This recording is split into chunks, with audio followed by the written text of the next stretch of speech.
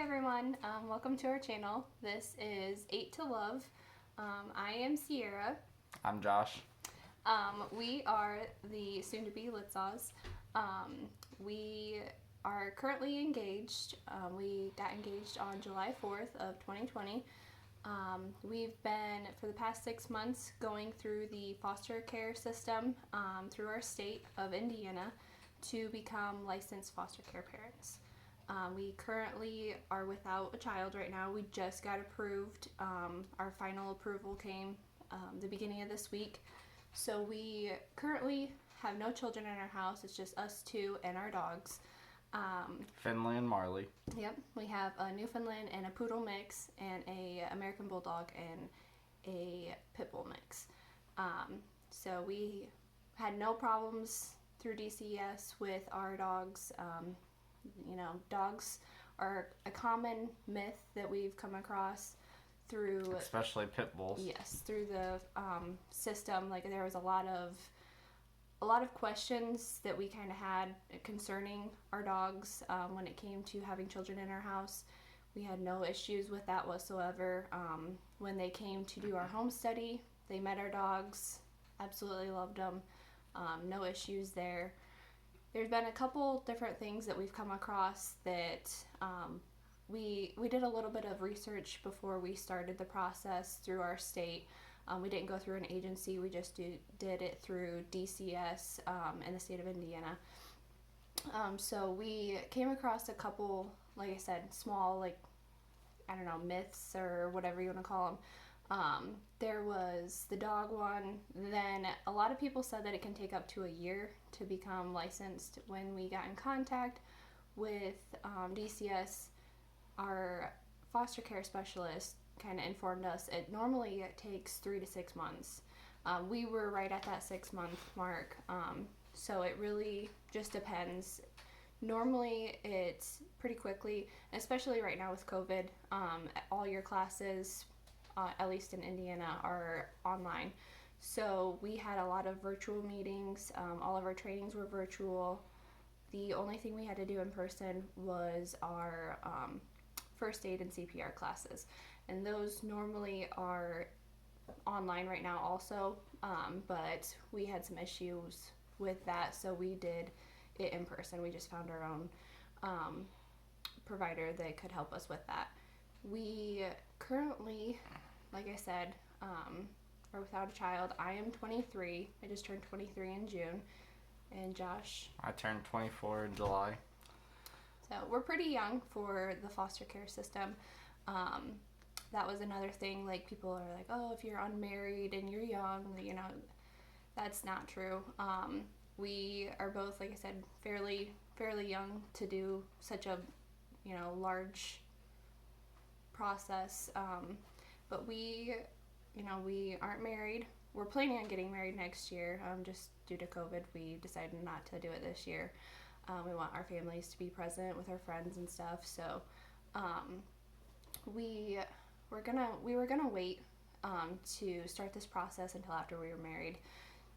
Not for any specific reason. Just we always just thought, have one thing out of the way. Yeah, we always kind of figured into this. Yeah, that we would be married before children, but God has other plans.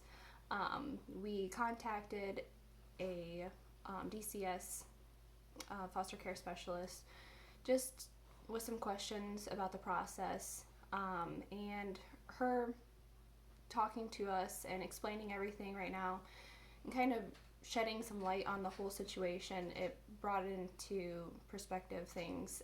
So we just decided not to wait until we were married. We didn't want, the need was so large and so strong right now that, and it is always, but right now with COVID, more so when it first started, when everybody was still at home, there was a lot of at-home abuse because, the parents were still with the children and like all the time, so there was always somebody getting neglected or abused, and so they're really pushing for people to be into the foster care. Yes. And another thing, they the kids weren't going to school at that time when everything first shut down. School wasn't in session. Daycares were pretty much closed. You know, there was a stay-at-home order for most states, so people were not leaving, not going anywhere. Kids weren't being seen. People weren't witnessing what was going on necessarily. So things weren't getting reported at first. And then once things started opening up, things were, light was shed on different situations. So, she was explaining to us, like, this is going to be a big year. This is going to be a hard year. Even next year is going to be big and hard, with everything going on.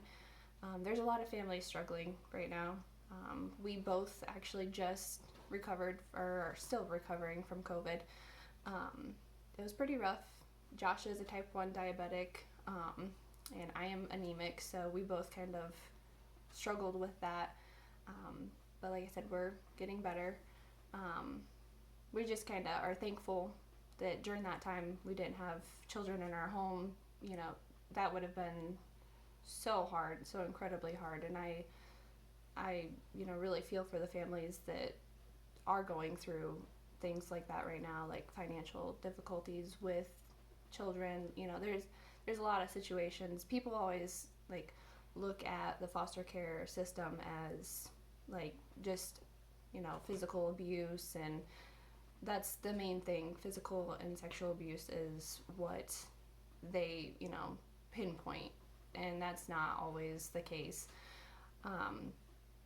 But we're going into this with open arms, open hearts, open home. We just kind of we're willing and ready to experience this with our families and our friends and our children. Right now, the main goal for foster care is reunification. So we are not going into it with the intent to adopt, but if the opportunity comes about, then we'll cross that bridge when we get to it. Yeah, it's always an option. And I've always felt strongly about foster care and adoption. For years since I was little, I've always kind of pictured that as part of my life. Josh was kind of skeptical of it at first. But we've been together for 5.5 years, so that's kind of been a topic of discussion that has come up multiple times.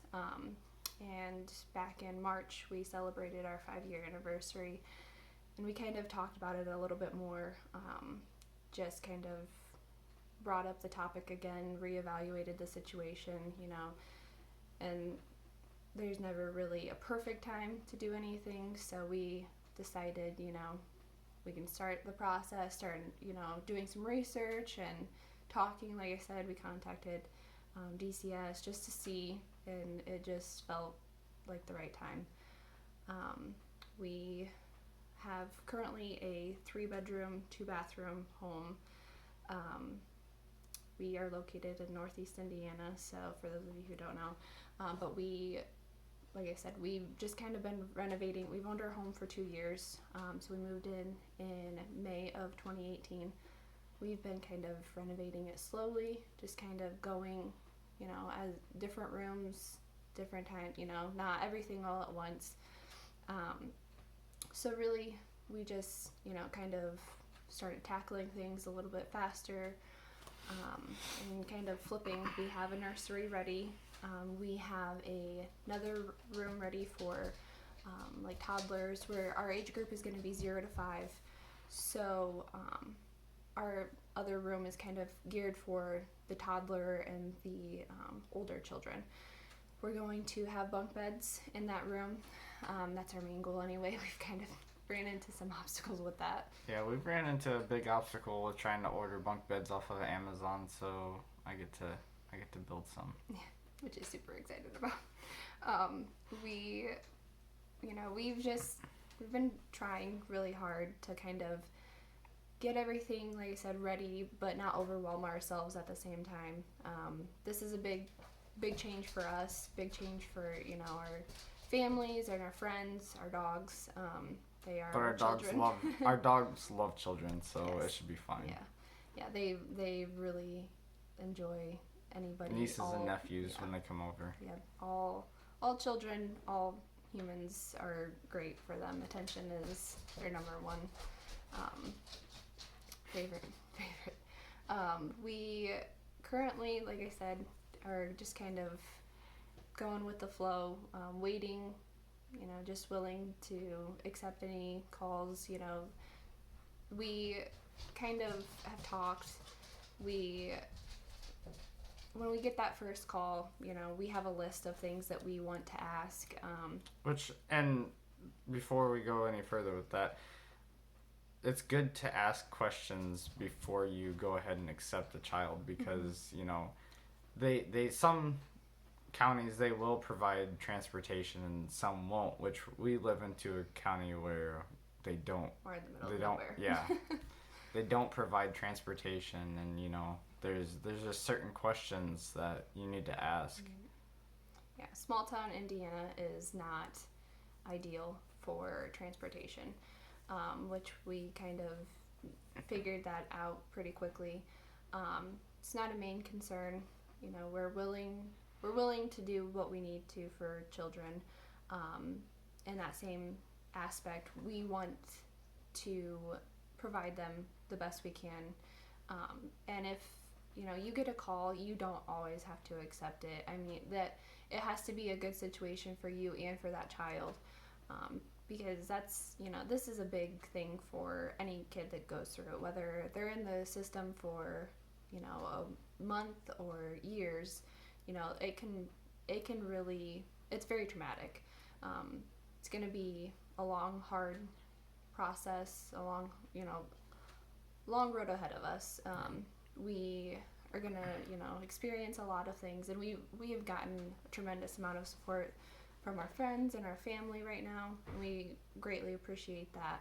Yeah, so thank you everybody that's said that we're going to be great parents. We greatly appreciate that. That's showing a lot of support towards us, with us being so young and not even having our own kids. It just goes to show that there's really people out there that will support us. And there's been a couple questions. People are, why are you doing it before you're married? Why are you doing it before you have your own children? So we wanted to experience the foster system before we had biological children. So our main goal is to kind of get into the system, know the ins and outs, and then before we have, like I said, biological children, we want to know if this is something that we're going to continue long term, or if this is going to be something that we will either put on hold while we have biological children, or just, I mean, this could be way, bigger than we even can comprehend. We know the ins and outs right now, but like I said, it's not for everyone, and we don't know until we're in it if it's even for us. We are just kind of praying and hoping that this is gonna be good for those children and for us. We know it's gonna change our lives, as well as theirs, hopefully, for the better. It's a lot. It's a lot to take in, and we're planning on kind of, like I said, just gradually, getting into it. We have the age group, like I said, 0 to 5 set up so that way, Marley, 0 to 5 is kind of what we were aiming for, just so, and we're, like I said, willing to accept like siblings or things like that. That's not a main concern. I'm from a large family. Josh is not. But we just kind of want to be prepared. It's going to be, like I said, a big change, but there's good in everything. So we are just hopeful that we'll be able to kind of shed some light on the system, and maybe even get other people to join the foster care system, because there's such a great need. Like, I don't know if we've already mentioned this, but there's only 7 families in our county that were actually foster care, so we are number 8. So that kind of explains a little bit about why we chose the name Eight to Love. So eight, we are the eighth family in our county, and the two of us decided, it was the right choice for us. But we're hoping to provide a lot of love for those kids, for the families in general.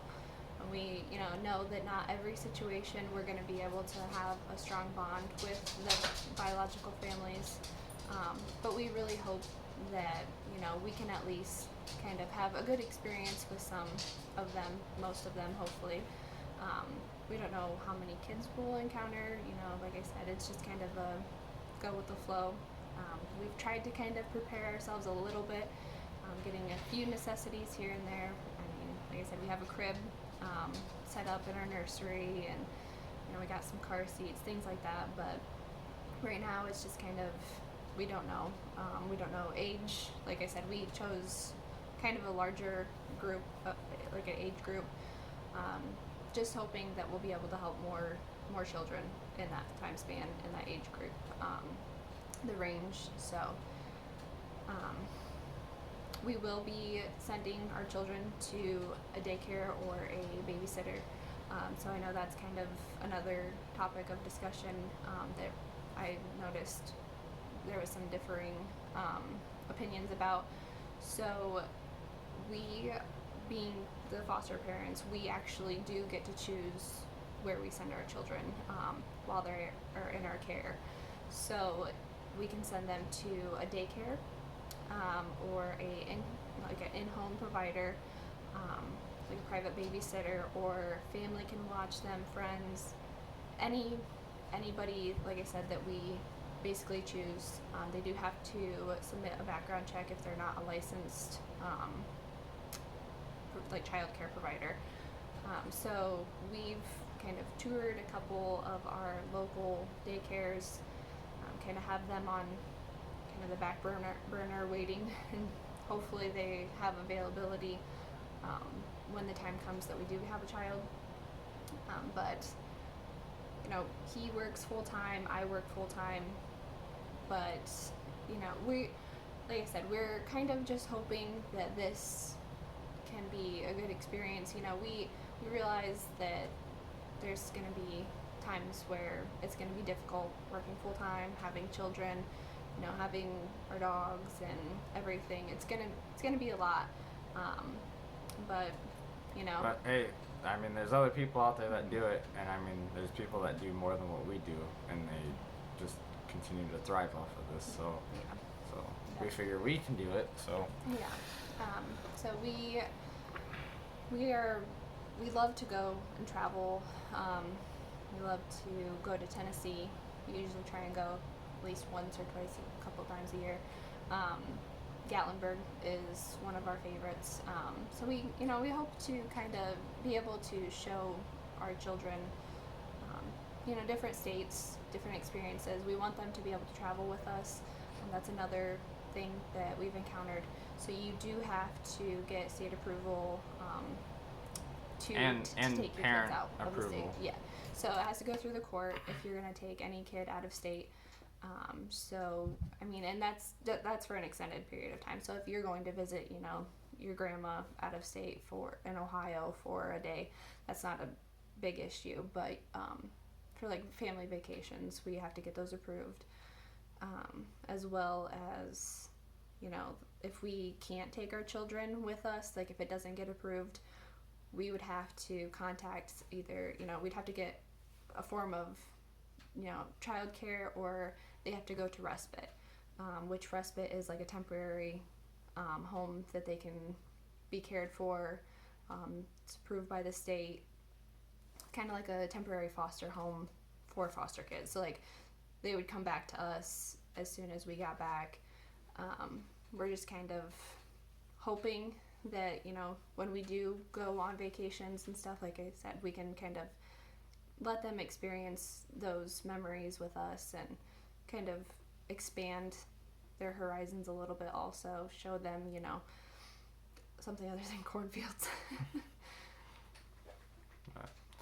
Yeah, and we're just hoping to kind of bring everybody along with us through this journey. That's why we made our YouTube channel. We want to show people what it's going to be like to live in the life of Sierra and Josh, just with foster care and, like doing simple renovations and stuff. We just kind of want to show you guys our life and what we do and what we have done and stuff like that.